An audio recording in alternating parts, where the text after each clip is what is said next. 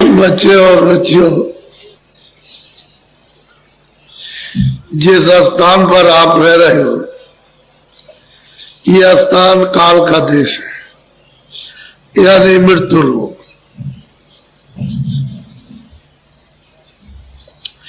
यह आपका घर नहीं है,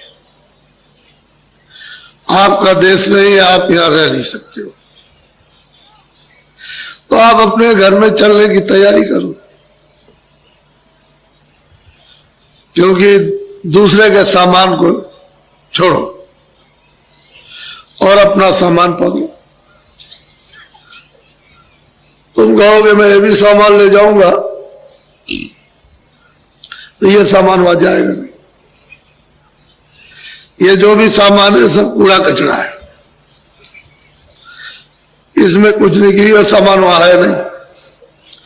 तो दूसरे के सामान को फेंक दो और अपना सामान पकड़ लो, तब तो चल दोगे घर में। और अपना सामान छोड़ दिया, दूसरे का पकड़े हुए हो, तो हमारी दशा क्या हो रही है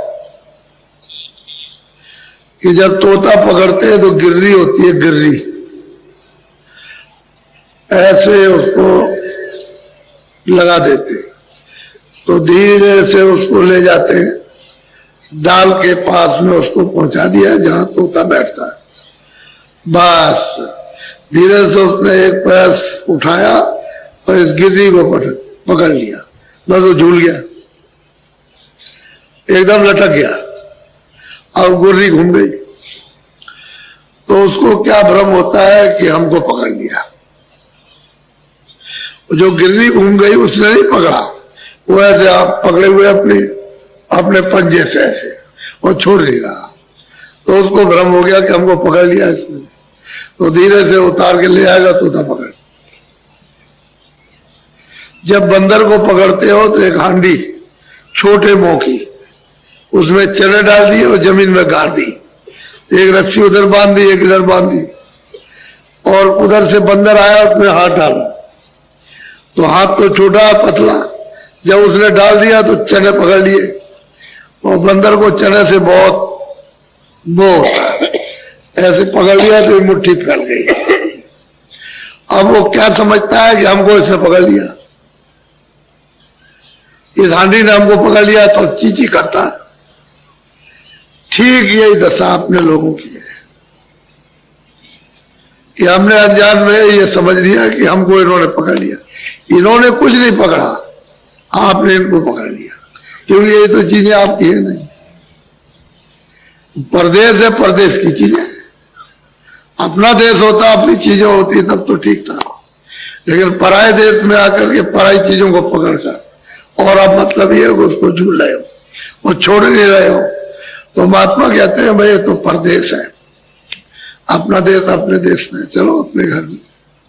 उसमें चलने के लिए तुम दरवाजे पर बैठे हुए हो, उसके साथ सामान को पटको और अपना साथ सामान पकड़ो, तो चल पड़ो घर की तरफ में।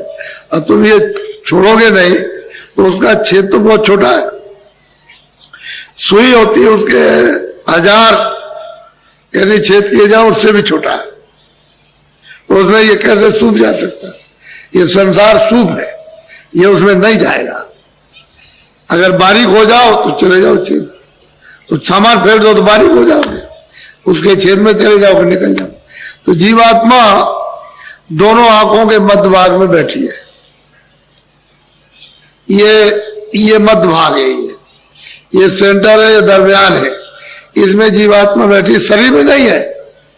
ये नाक है, ये मुंह है, गला है, सीना, ये नाभि है, इंद्रिय द्वार, इधर कुछ नहीं, यहां से नीचे कुछ नहीं है। वो तो आकाश तो यहीं तक है। ये जब दो आंखों से देखते हो, जब आंख खोलते हो तो समझते हो ऊपर आकाश है, आंख बंद कर लो तो ये आकाश यही है बस।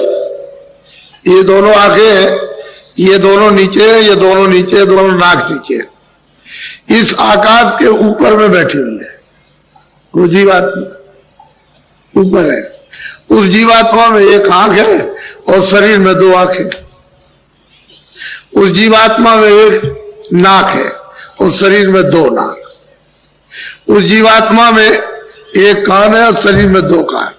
तो कितने कान हुए? 3 कान हो गए। अब यह है कि 3 कान है, 3 आंख है, 3, ये तो मोटी चीज है।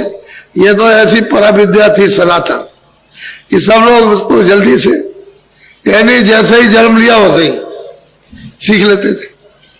अब इस पराविद्या को सिखाने के लिए कितनी मेहनत, क्यों ऐसी मेहनत पड़ती है कि जब आए थे पैदा हुए तुरंत, तो तुमने उस रामायण को नहीं सुना कि जब तुरंत अपनी विद्या को पकड़ लिए, देखने लगी, जैसे ही बाहर मां के गर्भ से आए वैसे सामने उस विद्या को पकड़े हुए थे।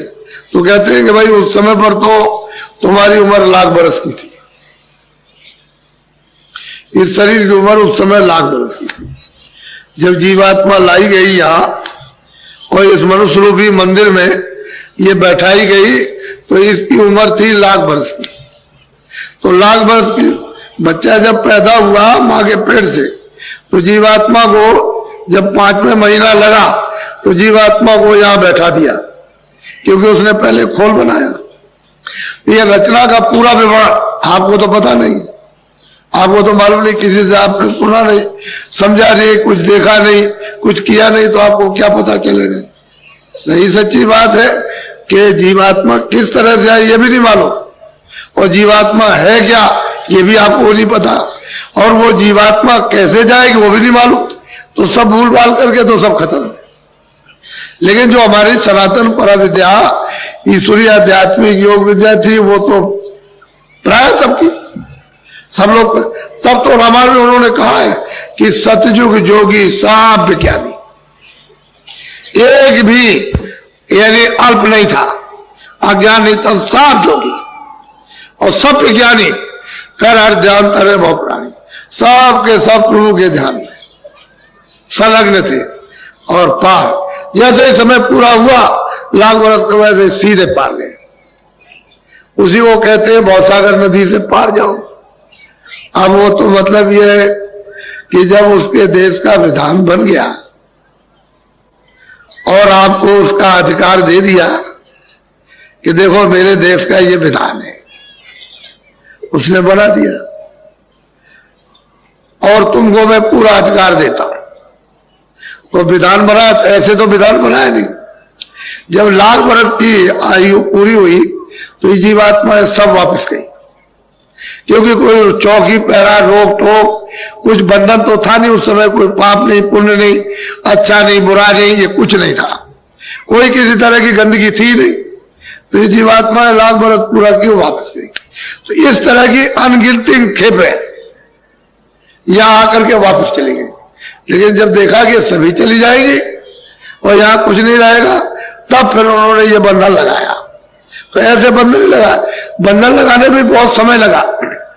अपनी शक्तियां पैदा करेंगे, उनसे तपस्या कराएंगे, फिर उनको अपना हुक्म देंगे, उसके बाद फिर वो मतलब विधान बनेगा, विधान बनाने के बाद फिर सुनाया जाएगा, सुनाने के बाद तब आपको अधिकार बताया जाएगा। तो समय लगा बहुत समय, 20,000 बरस तो तप में लग गए। उसके बाद में उन्होंने हुक्म दिया तो फिर विधान बना।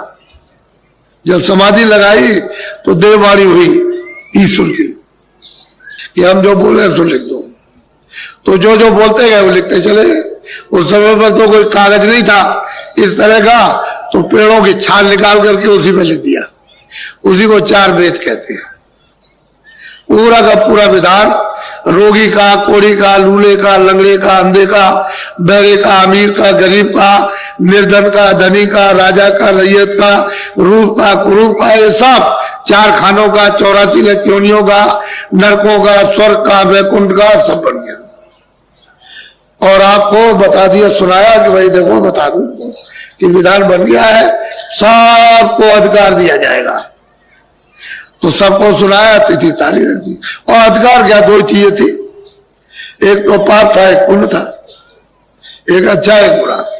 उन्होंने कहा देखो ये अच्छा ही बुरा, तुम सत्य बोलो असत्य बोलो तुम्हारी मर्जी, आंखों से अच्छा देखो बुरा देखो तुम्हारी मर्जी, कान से अच्छा सुनो बुरा सुनो तुम्हारी मर्जी, बुद्धि से अच्छा विचार करो बुरा करो तो तुम्हारी इच्छा की बात।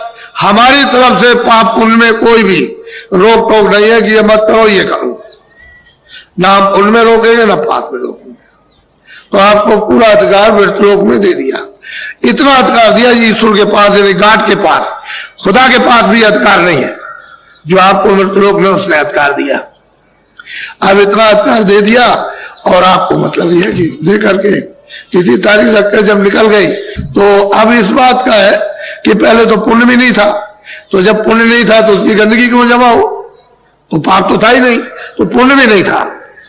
तो पाप और पुण्य, अब यह है कि पुण्य है तो पुण्य की भी गंदगी जमा होगी, बोझा जमा होगा, तैयार होगा, और पाप का भी। तो कभी पाप कभी पुण्य, कभी पाप कभी पुण्य। पहले तो आप बुरा काम करते नहीं थे, सब अच्छे काम, कितने युगों तक अच्छा काम करते रहे, लेकिन सवाल इस बात का कि पुण्य का भी बोझा जमा हो गया, अब उसका भी फल आपको पाना। पहले न पुण्य का था न पाप का था, फिर कभी आपसे बन गया अधिकार, आपको मिला तो आपने कभी एक झूठ बोल दिया, कभी दो झूठ बोल दिए, कभी चार, फिर झूठ बोल दिया, कभी धोखा दे दिया, कभी बेईमानी कर ली, ऐसे कभी कभी तो वो भी जमा हो गया। ऐसे जमा होते जब आपकी लाख बरस की उम्र है तो उसमें पता नहीं क्या क्या हो जाएगा। तो ये पाप पुण्य सब मिश्रित हो गए तो बोझा। लेकिन जब तुम्हारे ऊपर कोई बोझा नहीं था, पाप पुण्य का कोई विधान नहीं था, पूरी स्वतंत्रता थी, स्वाधीनता थी,